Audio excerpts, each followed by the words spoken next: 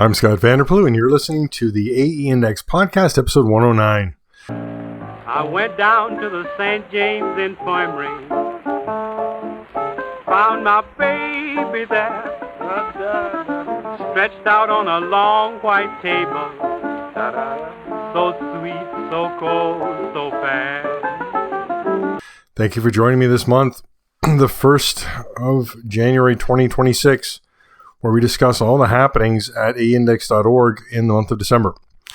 And I will discuss the Scott Dunbier Awards because it's live today. I don't care even that it's happening in January, because on February 1st, the next month we talk about the podcast, it will be all about the results. So that's fine. Our focus this month are the AE Index Dunbier Awards. That is at the website. You should go to aindex.org and definitely click on that, because then you're going to get to see what all about that. First of note is I got a new picture from Scott Dunbier. I think the picture is great, and it reflects what he looks like currently, not the older picture I've been using for several years. All right, so Dunbier Awards, a couple of big changes this year. First off, we have 7 books nominated for the Dunbier Awards, and those are AE format books, right, presenting original art at its full size, that were available for purchase from a retailer, at least one retailer, at cover price in the year of 2025. So with that, we actually have we have 2 pre-ordered books that normally would not fall into this category. And those are Conan the Barbarian Colossal Edition from Pug W. That was a crowdsourced book on Zoop. But it became available to comic shops via ICV2, their web. It's called ICV2 Direct. So you can still order that today if you have a comic shop or you have an account on ICV2. So that moved it out of, crowdfunded, where it would not be eligible, to being eligible, which is exciting. Second book is David Wright's Carol Day, Cousin Hugo. We haven't seen one of these books from Slingsby Bros Inc. In a couple years on the awards, because they've been on Book Palace only, and they're only available for pre-order. And then once those pre-orders sell out and the book is published, they generally don't have any available for sale. So this book was released last month, and it is up on the Book Palace site. Apparently they have extras, and they've been selling it for cover price, or what cover price was the pre-order price. So that makes this book available and eligible for the awards. So let me just go through. They're on the site in order of release date, and then in the awards I put them alphabetically. So I actually don't want you to just look at one thing and move down. I purposely did that so that mixes it up a bit.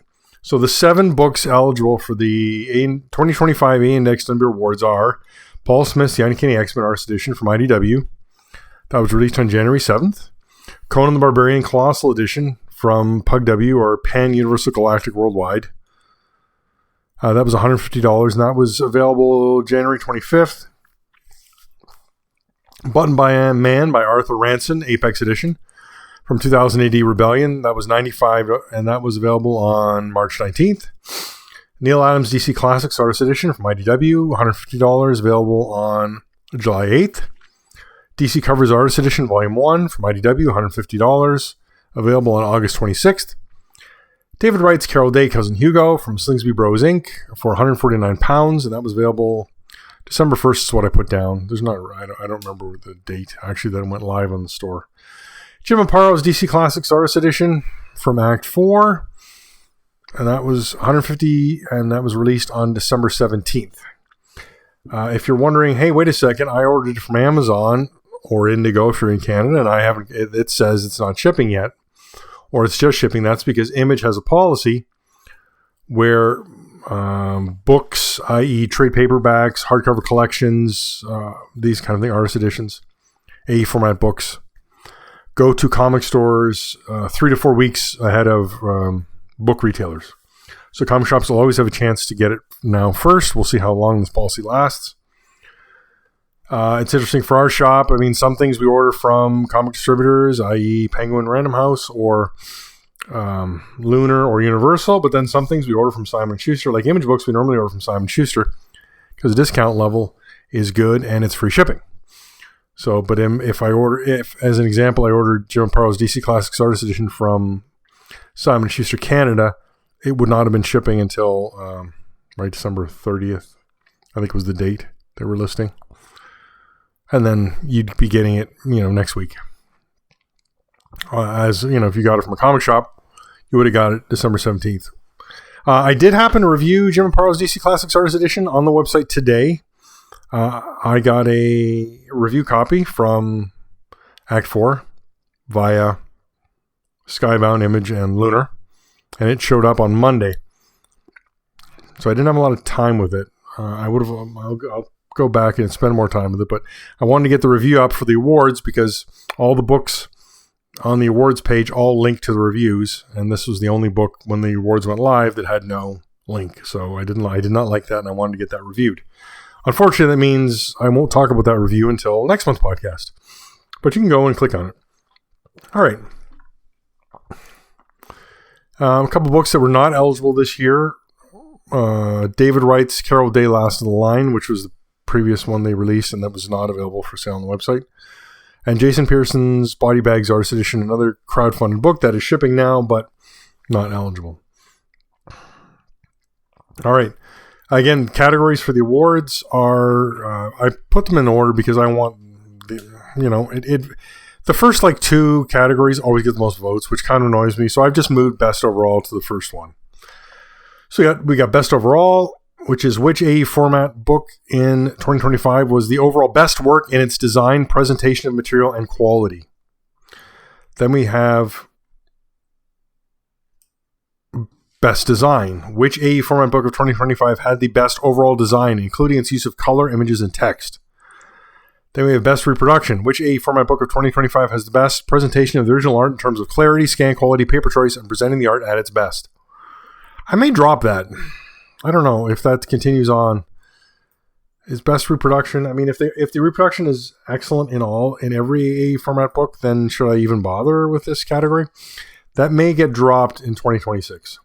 Then we have best publisher, and this I actually expound on a little more. It's easy to think of a publisher's collected work, but please only vote on the books published in 2025. Don't look at a body of work from IDW and say, oh, they've given us so many artist editions, they're the best publisher. I'm only referring to 2025. Which publisher or imprint in 2025 best represented the AE format with their commitment to quality, maintaining and meeting their publishing schedule, and promoting their material in the AE format? Every publisher has failed to promote their material.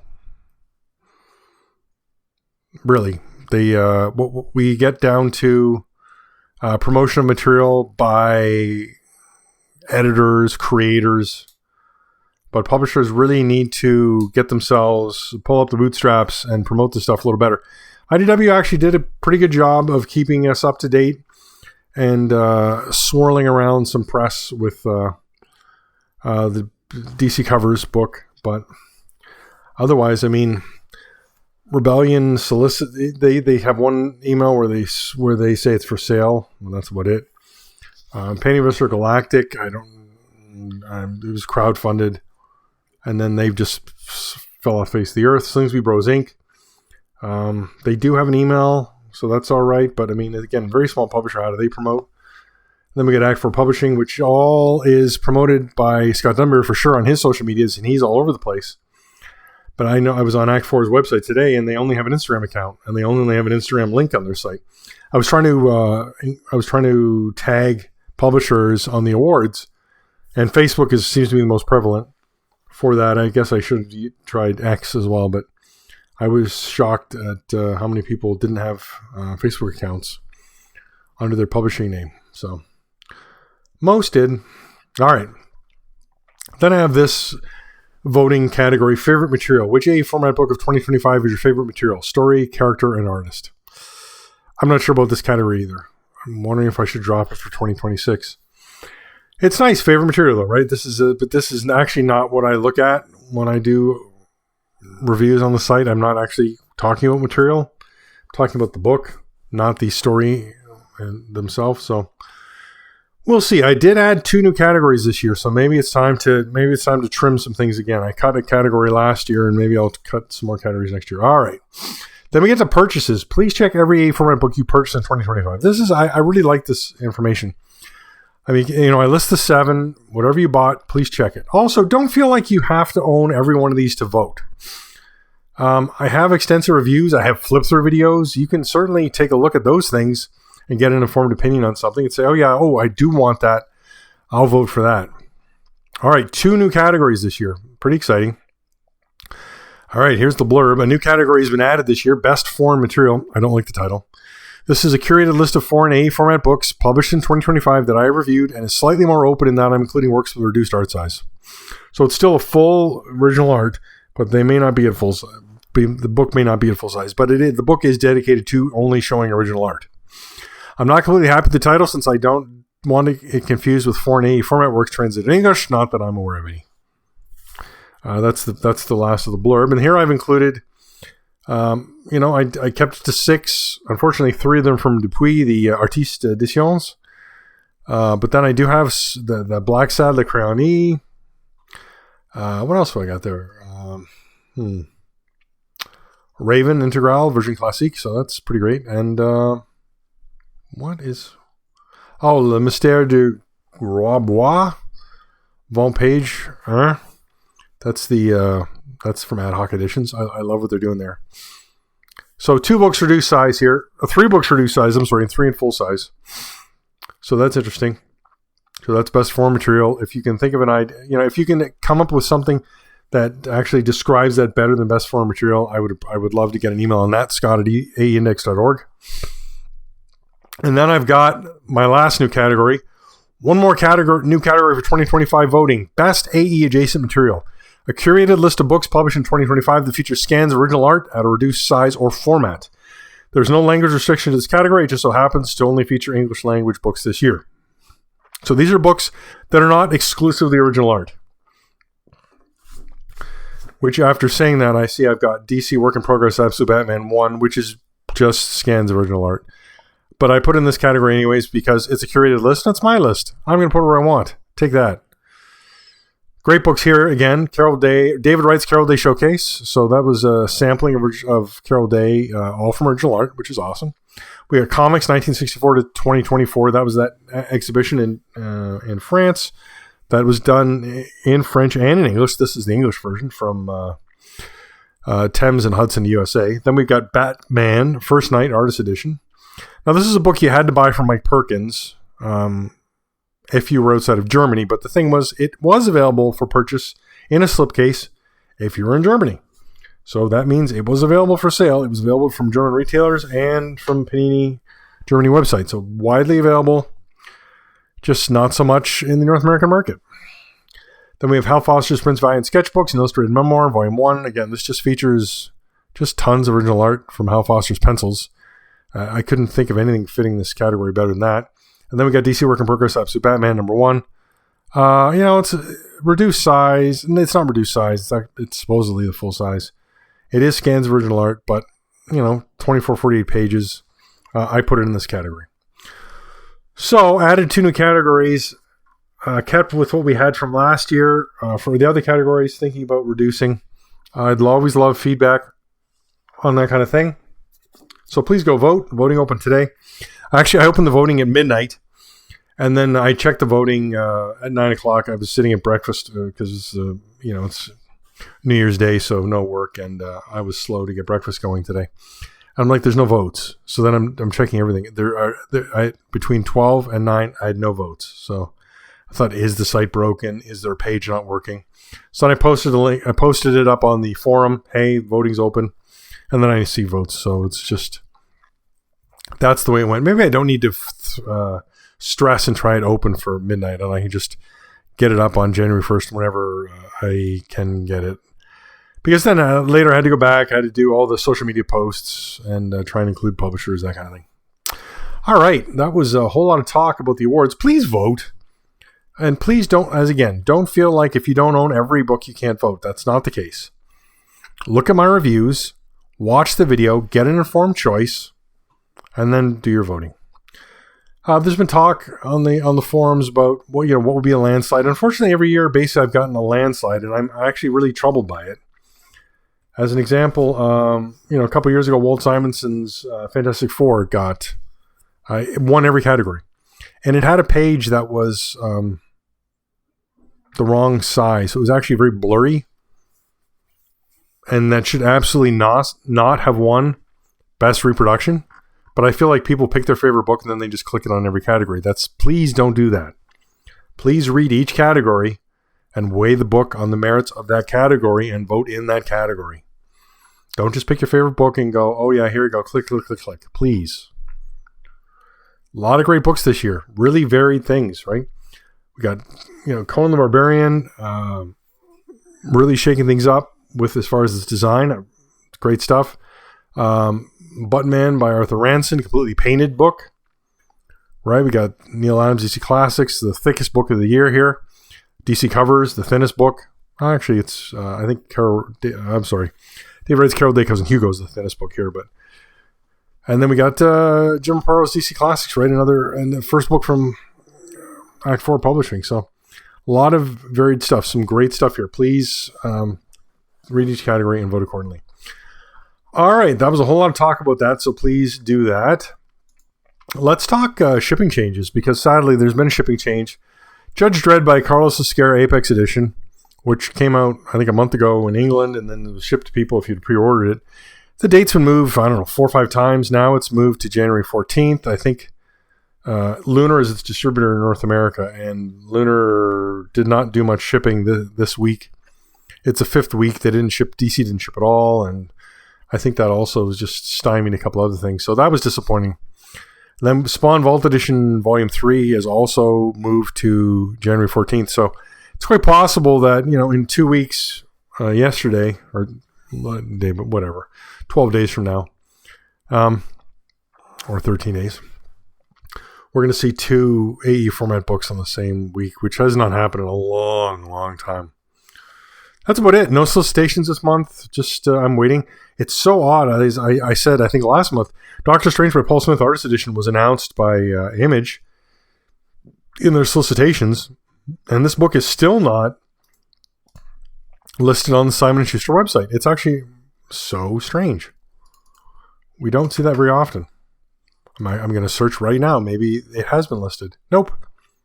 It's not up there.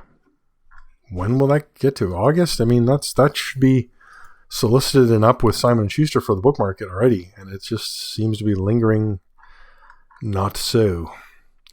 All right. That's this month I had 3 reviews, because again, it's January 1st. It's a new month. I can't include Jim Aparo's DC Classics. My 3 reviews, in order of reviewing, I will discuss those. Before I do that, 3 ways to support the site. The most important way you can support the site in January, please vote. And really vote on each category. I can't stress this enough. Another great way to support the site, use the links we have. Some of the links I'm using are not affiliate links. I've got links for Book Palace. I've got links for Stuart Ing. I've got links for Nufiem. And those aren't affiliate links. Those are just where you can get the material.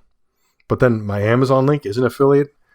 When you click through Walt's Comics, that's a monthly advertiser.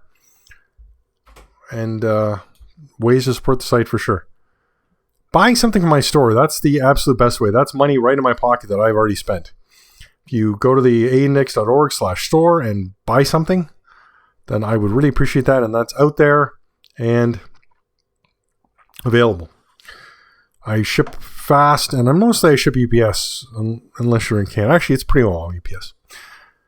And then the last way is through my Patreon patron or PayPal. You can support me either way. So $1, £1, €1, whatever you want to do. $1 million, anything is available. Greatly appreciated. And that just goes to my spending pile, which, as you can probably gauge from how things have gone, is pretty well drained. It's funny. I just ordered. I ordered my J. Scott Campbell's slipcased artist editions with, and that was the last of my money. So Got to start to build the reserves up again, and hopefully no European books cross my path. So we'll have to wait and see. All right, David Wright's Carol Day, Cousin Hugo. The blurb is a little too long, but let me get to the meat of it here. It is 64 pages. It's a soft cover. It's 19¼ inches by 14¼ inches. It's horizontal presentation. It's 149 pounds, and you can order from the Book Palace.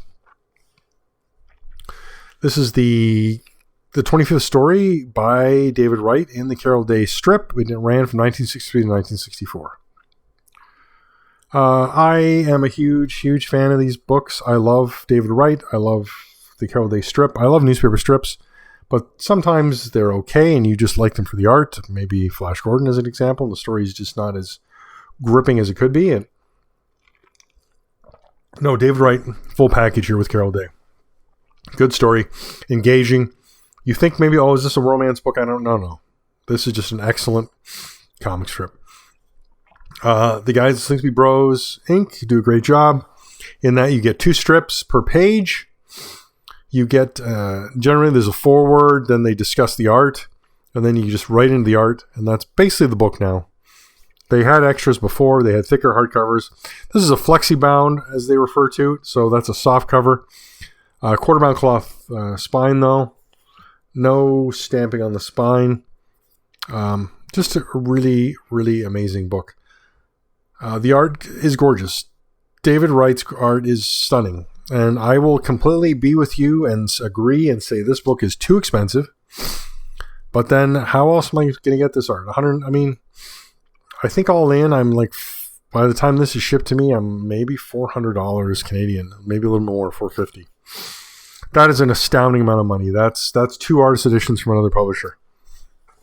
But where else am I going to get this work? I can't get anywhere else. This is the way. If I want to see it full size, original art, here's my presentation. And as I say, they do a good job in their design, in the presentation, in the publication of the book. I just wish they could do it cheaper.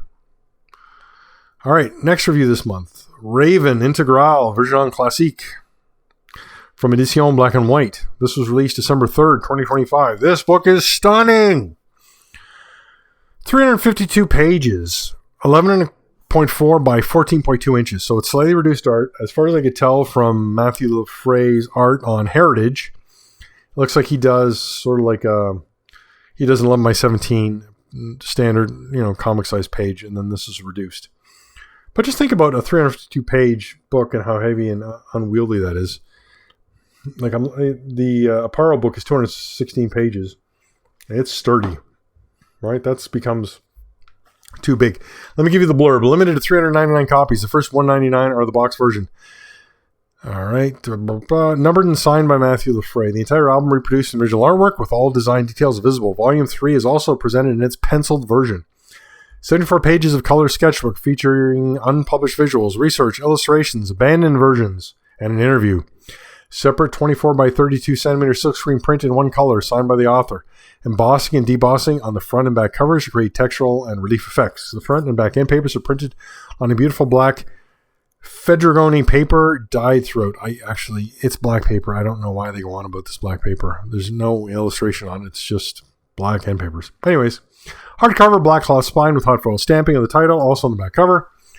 Headband and ribbon bookmark. Oh, ribbon bookmark. Please, why can't more people do this? Printed on beautiful 170 gram Munkin paper, offset for the reproduction of the plates, and matte coated for the bonus material to ensure better color reproduction of the illustrations. Order with confidence. It will be shipped in reinforced cardboard packaging. Given the size, it's 245 euros, and it was 60 euros to get this shipped to my house in Canada. So I was in for 305 euros, which, again, hurt. But what are you going to do? You have to see this book to believe it. It is stunning. Please look at the review. So this was produced as 3 albums. So 3 volumes. Volumes 1 and 2, fully inked pages, scanned right in here. Then volume 3, he's got it's penciled on the one side and the completed inks on the other side. It's just, if you want to see a presentation book, if you want to see process, then you need to get this book. Yes, it's in French. I don't know if you've read Long John Silver was Cinebook translated that. That was the previous Matthew Lefray pirate book, I guess. Cinebook did that. I think it was 4 volumes. That was astounding. Matthew Lefray is a stunning artist and definitely worthy of your attention. This book just oozes quality. Everything about it just says, I am a high quality item. And yes, you're paying for that as well. Don't kid yourself. But it was so worth it. And it's interesting because it presents, it's an integral. So it's everything, right? It's a complete collection. You can think of it as a sort of a French, omnibus. Except integrals, they'll do in multiple volumes. So, yeah, it opens. So it's interesting because it's not really a colophon, it's a signature plate. And it's signed there, but then it's not numbered there. The numbering's on the box, and it's on the last page of where the colophon is. So, really interesting how they've separated the signature from the numbering, and I believe it's because the signature is a signature plate that's glued into the book. So that way, Lefray was not signing every book, or even the page before it was bound in. I think it was added after. So bookmark ribbon. I mean, you need a ribbon bookmark for any book. It's just so nice to have. Just mark your page, right? And then what's so great about here is the book opens and you've got character designs, you've got roughs, you've got his environment, how he paints the scenarios. He's got his color choices. You've got pages that, as the blurb says, abandoned, right? So they were cut. He replaced them with something else. And pencils and inks. And like I said, there's an interview with him, which is great. Not enough process talk for my taste. I did manage to pull a little bit out from the interview and put it in my review. And then it just gets into the work. And, it was interesting because I order a lot of things from Edition Black and White when they appeal to me. And I thought, is this, I'm looking at the Lefray got an advanced copy and he did a flip through. And I thought those look like, volume 3, you can tell it's original art. But then volumes 1 and 2, it's a bit clean. So that's a little bit, the only disappointment I can say from this book is volumes 1 and 2 where he inks, it's a bit clean. And that's just the case. That's fine. That's just the way it is. When you get the book and it's in your hand, he almost uses no whiteout or correction fluid. He likes to paste up, right? He redid faces of a character and he just pasted them up everywhere. And the paper is just gorgeous. And the fact that you've got a coated paper for the beginning of the book where you've got the color and the painting where the color then pops, right? And then you go back to just the matte paper stock for the ink boards. It's just gorgeous. And then honestly, the pencils he does in color for the third album. And then you see those colors come through on the inks. It's just so great. I can't say enough about this book. Last review, I did not get 4 reviews done this month. I only got 3. And that is La Ribambelle en Écosse depuis Artiste Edition. And that's my understanding of Ribambelle is the gang. So it's like the gang or the gang in Scotland is what this book's called in English. What Makes La Ribambelle en Écosse, pre-published in the Journal of Spirou from October 11th, 1962 to March 7th, 1963. So exceptionally strong is, above all, the settings. So many wonderful invitations to travel, masterfully drawn by Roba. Upon arrival in the country located north of Old England, we discover the splendors of the local landscape. The clan war rages, however, because the Mac Clangbang and the Mac Dingaling, Archie's lineage, are fighting over possession of an ancestral talisman. The men clash with tree trunks and do not spit on the local peaty beverages, the strongest whiskey in the world, a splash of which in the hearth triggers a jet of flames. Script and dialogue serve as a support for an avalanche of high-flying gags. Here at last are the original plates of Roba's best album, La Ribambelle en Écosse, reproduced in facsimile in the original format. This was released November 21st, 2025. It is 16¼ inches by 21.2 inches. It is a big book. 80 pages hardcover. It was €229. I've got a link up for Amazon. If you want this book, get it from Amazon. They seem to handle the shipping the cheapest. Pre-ordering this actually got me the best rate. I think I paid €17 shipping, which is unheard of. And then when I went to reorder it, I checked something else happened and then they couldn't get it to me. And I got this book really late. That's why I didn't review it until the end of December. It was just languishing somewhere. But another gorgeous book from Dupuis via Champaka Brussels. I don't know is Champaka an imprint of Dupuis? Are they doing all the work and then Dupuis is just soliciting and publishing it? I'm trying to find out. I've reached out to Gallery Champaka because I can't find a Champaka Brussels website. And I've asked to speak to the editor of this book, Eric Verhoost. But I didn't get a response. Hey, it's the holidays. I get it. Maybe they're closed. But they do have an exhibit on right now, so I don't know about that. I'm really hoping to be able to interview Eric because I'd love to learn more about Champaka, what they're doing. And they just produce wonderful work, so I'd love to see more about that. I mean, I love those En Vie en Dessin, Life in Drawings that they did. I did that Alain Dudier book from last year. Anyways, this book's great. Again, they've established a format for these books, and it's gorgeous, right? First off, the hot, quarterback cloth spine, hot stamping, the enlarged artwork, front and back covers. I love that they put the name of the book on the quarterback cloth spine. All that material is there, and then the art just shines. And the enlargements are always well done. But then you get into the book, there's an introduction, generally done by some sort of comics historian from Belgium or France. Pictures, original art, pages from Spirou, things like that. And then you get into the story, which is the full, art boards, planche originale. And then that is the entire book. It's such a beautiful presentation. I love these books. I don't love the cost again, but what do I expect, right? I want certain things in a book, and I enjoy them, and I mention them every time. And then, unfortunately, you've got to pay for that. Oh, you like quarterback cloth spine. You like hot stamping.